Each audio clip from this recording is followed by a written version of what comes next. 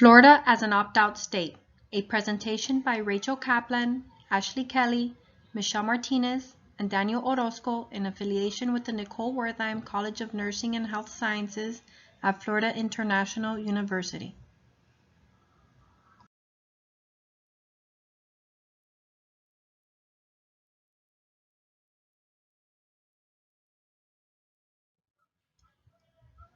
Our Advocacy Action Plan includes working closely with Fana members to initiate strong lobbying at the state level and contacting supportive agency representatives to coordinate meetings between state representatives.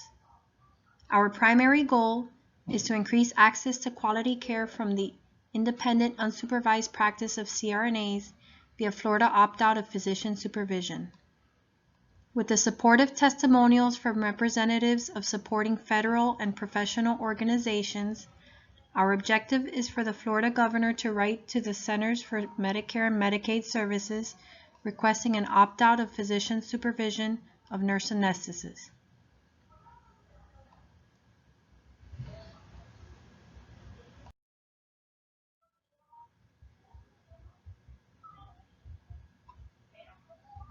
According to our advocacy timeline, the Fana group will dedicate the first week of our action plan to designing a user-friendly webpage on the Fana website that serves to inform the general mass about physician supervision opt-outs.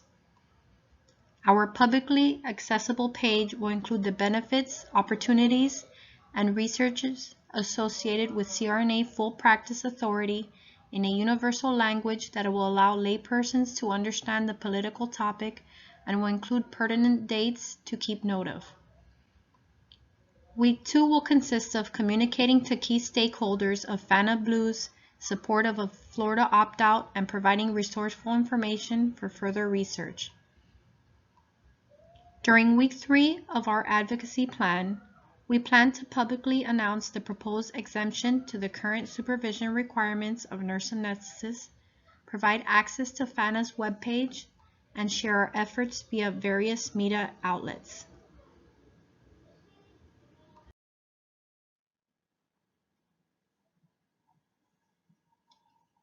Week 4 of Fana Blue's timeline is dedicated to gauging preliminary opinion of a Florida opt-out from social media, virtual town hall meetings, and email surveys. We will also create a list of frequently asked questions according to the uncertainty gathered from surveying the public. On week 5, Fana Blue will be focusing on the campaign's weaknesses and opportunities and educate the public on up-to-date facts surrounding CRNA full practice authority. Week 6 of the Fana Blue Action Plan will consist of reaching out to congressional delegates and key Florida policymakers.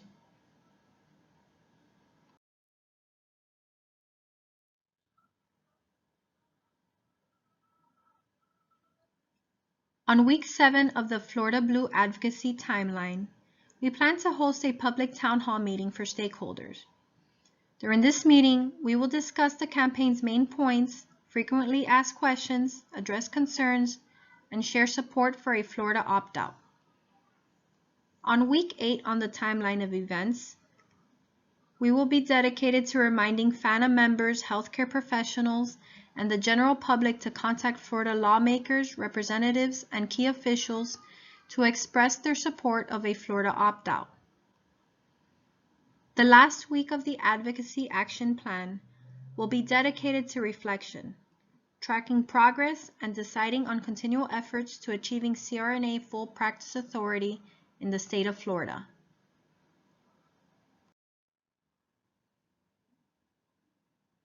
Our Fana group has similarly,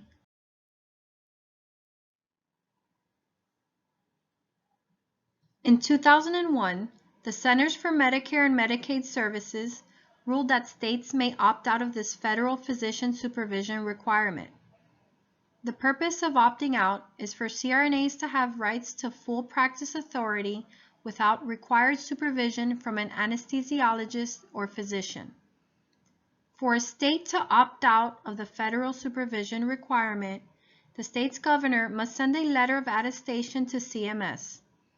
The letter must attest that the state's governor has consulted with the state's boards of medicine and nursing about issues related to access to and the quality of anesthesia services in the state, and that it is in the best interest of the state's citizens to opt out of the current federal physician supervision requirement, and that the opt-out is consistent with state law.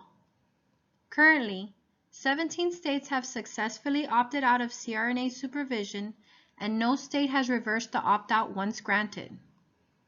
A review of the literature reveals several studies citing no significant difference in surgical outcomes or anesthesia delivery models between CRNAs and anesthesiologists. An analysis of Medicare data for 1999 through 2005 finds no evidence that opting out of the oversight requirement resulted in increased inpatient deaths or complications.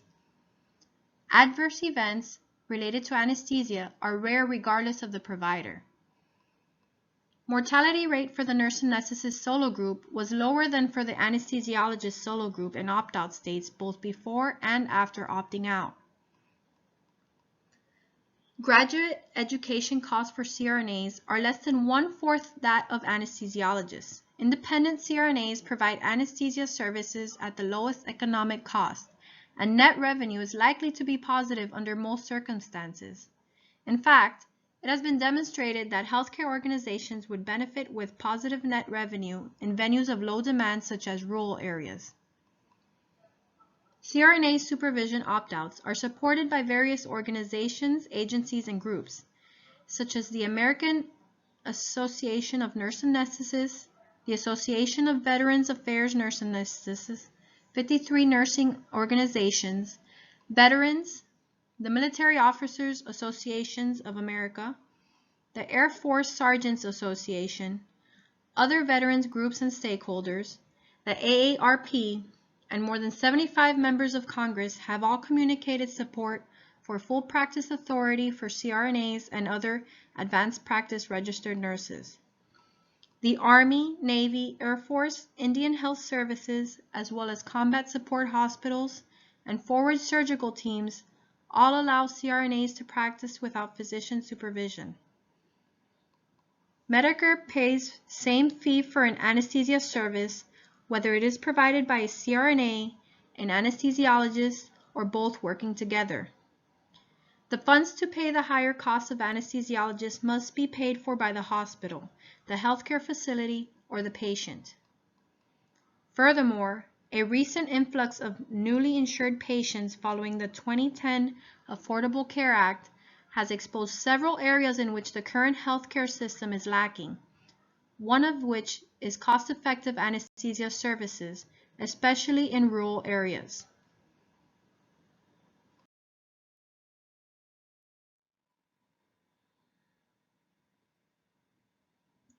To ease some public uncertainty, we have gathered some frequently asked questions from the public. Many want to know the financial implications of opting out.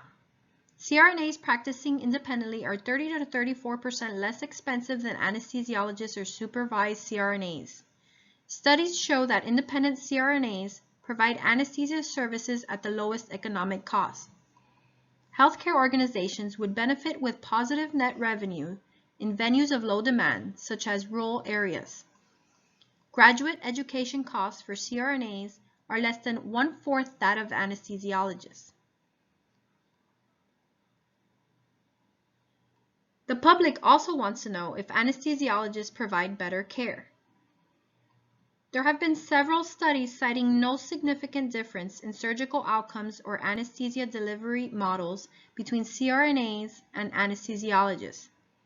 In addition, analysis of Medicare data for 1999 through 2005 finds no evidence that opting out of the oversight requirement results in increased inpatient deaths or complications. Adverse events related to anesthesia are rare regardless of the provider.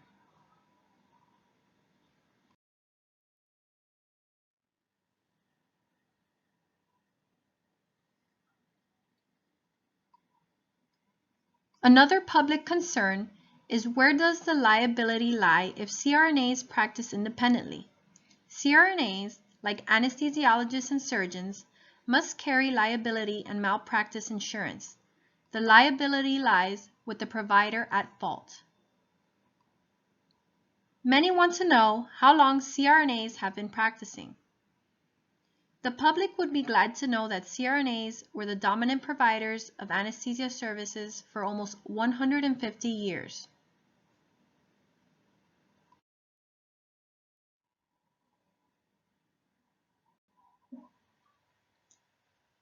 The public also wants to know what is the prevalence of nurse anesthetists. Presently, 37,000 CRNAs provide 30 million anesthetics annually in the United States and represent 2/3 of anesthetists in rural hospitals. Another concern is whether there is any federal and/or organizational support of CRNA full practice authority. To date, the American Association of Nurse Anesthetists, the Association of Veterans Affairs Nurse Anesthetists, 53 nursing organizations, veterans, the Military Officers Association of America, the Air Force Sergeants Association, other veterans groups and stakeholders, the AARP, and more than 75 members of Congress have all communicated support for full practice authority for CRNAs. The Army, Navy, Air Force, Indian Health Services, as well as combat support hospitals and forward surgical teams, as well as 17 states, already allow independent practice.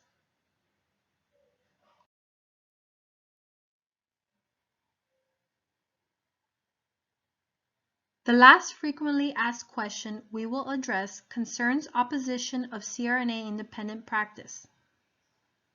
Who opposes independent practice? Several external forces challenge legislation that is aimed at improving public access to anesthesia services from independent CRNAs. Organizations such as the American Society of Anesthesiologists and the American Medical Association benefit from laws requiring supervision of CRNAs, and therefore fight to restrict the autonomy of nurse anesthetists.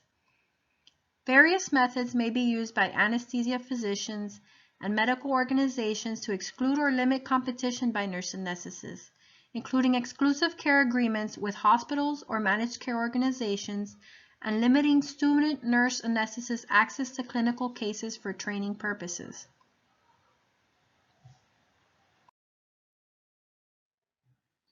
As highly skilled and competent providers, CRNAs must be permitted to deliver anesthesia services to the full extent of their education, training, and licensure. CRNA independent practice can also provide the state many economic benefits. Unsupervised CRNA practice offers various cost-saving opportunities.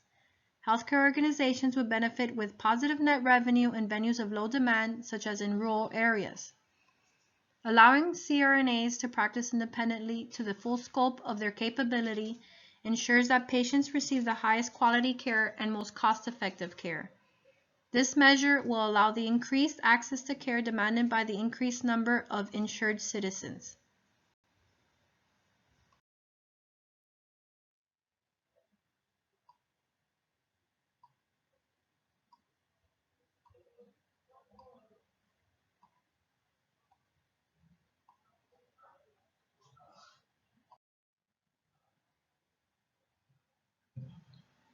This concludes our presentation.